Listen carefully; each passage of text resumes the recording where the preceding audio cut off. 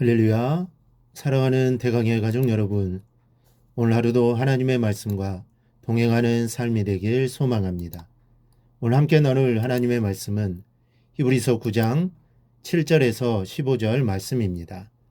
오직 둘째 장막은 대제사장이 홀로 1년에 한 번 들어가되 자기와 백성의 허물을 위하여 드리는 피 없이는 아니하나니 성령이로서 보이신 것은 첫 장막이 서 있을 동안에는 성소에 들어가는 길이 아직 나타나지 아니한 것이라.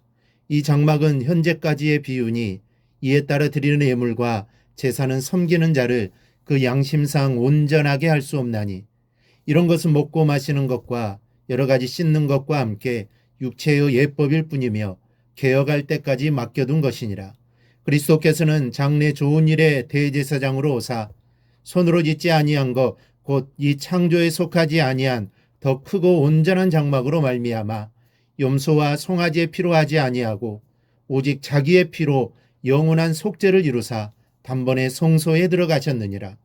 염소와 황소의 피와 및 암송아지의 죄를 부정한 자에게 뿌려 그 육체를 정결하게 하여 거룩하게 하거든 하물며 영원하신 성령으로 말미암아 흠없는 자기를 하나님께 드린 그리스도의 피가 어찌 너희 양심을 죽은 행실에서 깨끗하게 하고 살아계신 하나님을 섬기게 하지 못하겠느냐. 이로 말미암아 그는 새 언약의 중보자시니 이는 첫 언약에 대한 범한 죄에서 속량하려고 죽으사 부르심을 입은 자로 하여금 영원한 기업의 약속을 얻게 하려 하심이라. 아멘. 오늘은 성금요일이라고 하여 예수님께서 십자가에 달려 돌아가신 날을 기억하는 날입니다. 미국에서는 굿 프라이데이라고 하며 대부분의 서양 국가들에서 공휴일로 지정되어 있습니다. 미국 증시도 이날은 문을 닫습니다. 그렇다면 거룩한 금요일이 왜 굿 프라이데이라 불릴까요? 그 이유는 금요일 그리스도께서 십자가에 못 박히시고 죽었지만 그로 인해 선한 것이 오기 때문에 굿 프라이데이라고 합니다. 그리스도가 우리의 죄를 위해 십자가에서 끔찍한 고통을 받고 돌아가셨지만 결국 그 고통과 죽음의 금요일이 있었기 때문에 그리스도의 부활과 죽음에 대한 승리, 부활주일이 이어질 수 있었기 때문입니다. 유럽, 남미, 북미, 오세아니아 등의 서구권 국가들에서는 부활절이 1년 중 최대 명절이기 때문에 목요일부터 이스터 먼데이, 즉 부활절 다음 날인 월요일까지 부활절 연휴를 즐긴다고 합니다. 학교들은 부활절을 기점으로 2주간의 봄방학을 주는 경우가 많다고 합니다. 이렇듯 고난주간은 가장 중요한 기간입니다. 그리고 오늘 금요일은 일주일 기간 중 가장 의미 있는 날이기도 합니다. 그래서 예전부터 많은 그리스도인들이 이날에 금식하며 그리스도의 고난에 동참하여 왔습니다. 물론 금식한다고 십자가 사건에 동참하는 것은 아니지만 십자가의 길을 걷겠다는 각오와 결단의 표현이라면 좋은 의미가 될 것입니다. 그러나 잊지 말아야 할 것은 십자가에 달리신 예수님을 향한 아픔만 갖고 있어서는 안 됩니다. 주의 보혈로 이루어진 크고 놀라운 일들을 깨달아야 하며 보혈의 힘과 능력을 가지고 힘써 주의 일을 해야 하는 것입니다. 성도 여러분, 피가 말한다라는 말이 무슨 말인지 아십니까? 피가 살아있는 생명체도 아닌데 어떻게 말할까 생각하겠지만 성경은 피가 말한다고 했습니다. 창세기 4장 10절에 보면 동생 아벨을 쳐 죽인 가인을 추궁하시는 하나님의 음성이 기록되어 있습니다. 가라사대 내가 무엇을 하였느냐? 내 아우의 핏소리가 땅에서부터 내게 호소하느니라. 물론 이 말씀은 은유적인 성격이 강합니다. 천하 만물에 일어나는 일을 모두 알고 계시는 하나님께서 어찌 가인이 아벨을 죽인 일을 몰랐겠습니까? 다 알고 계셨습니다. 그런데 이렇게 말씀하신 이유는 어찌 내가 가인의 살인을 모르겠느냐는 질책의 말씀입니다. 하지만 아벨이 피가 말한다는 의미는 가인을 향한 저주를 의미합니다. 그 피로 인하여 가인은 저주를 받을 수밖에 없고 책망을 받을 수밖에 없다는 것입니다. 그런데 피가 말하는 내용이 성경에 또 있습니다.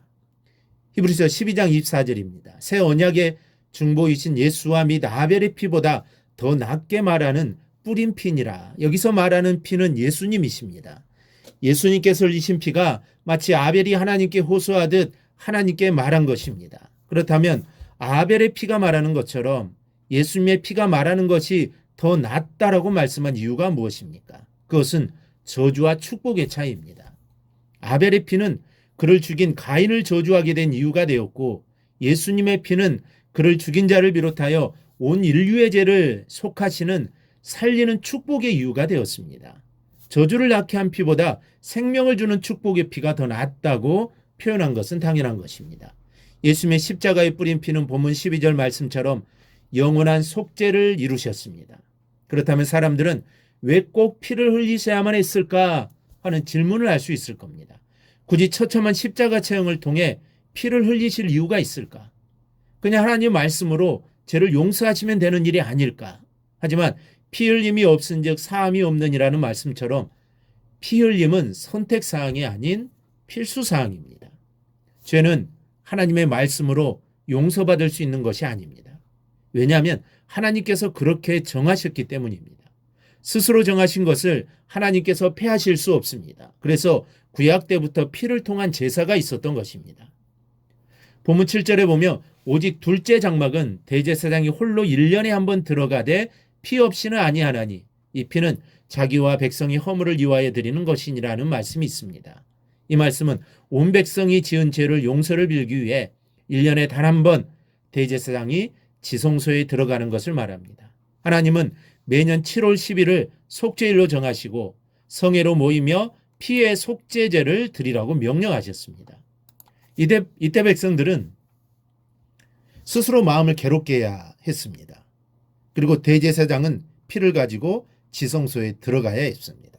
레기 16장 14절에 보면 대제사장은 수송아지의 피를 취하여 손가락으로 속죄소의 동편에 뿌리고 또 손가락으로 그 피를 속죄소 앞에 7번 뿌릴 것이라 했습니다. 그렇지 않으면 죽임을 당한다고 하였습니다.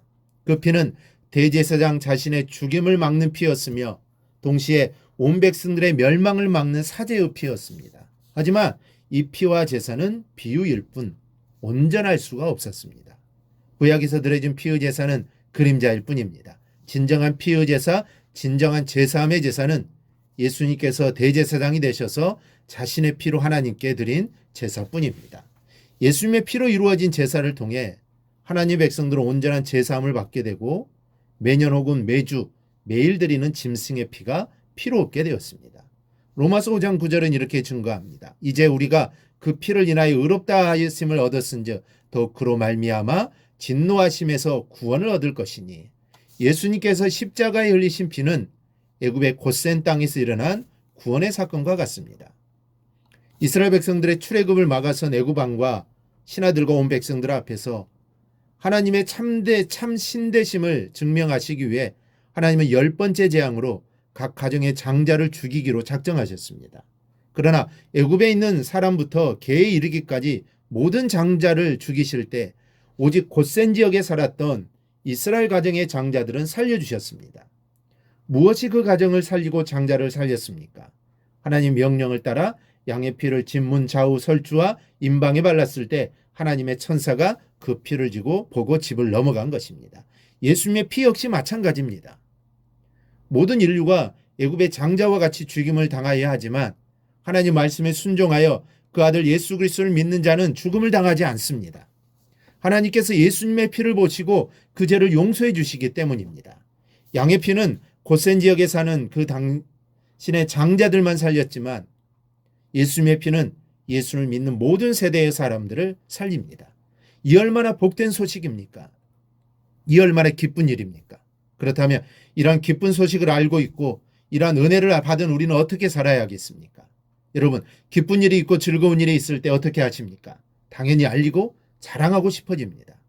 자녀들이 좋은 대학에 들어가고 아니면 자녀들이 결혼을 하고 아이를 낳고 이런 일이 있다면 알리고 싶어하는 것은 당연지사입니다. 우리 믿는 성도들도 마찬가지입니다. 이 기쁨의 소식, 이 은혜의 사건을 전해야 합니다. 알지 못하는 사람들에게 알려주어야 합니다. 그래야 함께 기뻐하고 함께 즐거움에 참여할 수 있도록 해야 합니다. 그래야 주님의 죽으심이 헛되지 않도록 해야 할 것입니다. 오늘 하루 이런 모습으로 살아가기를 소망합니다. 나에게 있는 기쁨의 소식을 전하는 하루가 되길 소망합니다. 그리하여 하나님이 주시는 구원의 복이 대강의 모든 가정 위에 임하고 우리의 삶의 터전이 임하기를 소망합니다. 오늘 하루 주님의 죽으심을 묵상하며 주님이 죽으셨지만 다시 부활하신다는 소망을 가지고 살아가는 복된 하루가 되기를 바랍니다. 이 소망을 잃지 잊지 말고 평생 가지고 살아가는 성도들이 되기를 주님의 이름으로 축원합니다. 오늘 묵상한 말씀을 굳게 잡고 삶으로 실천하며 살아나는 대강의 모든 성도들이 되기를 축복합니다.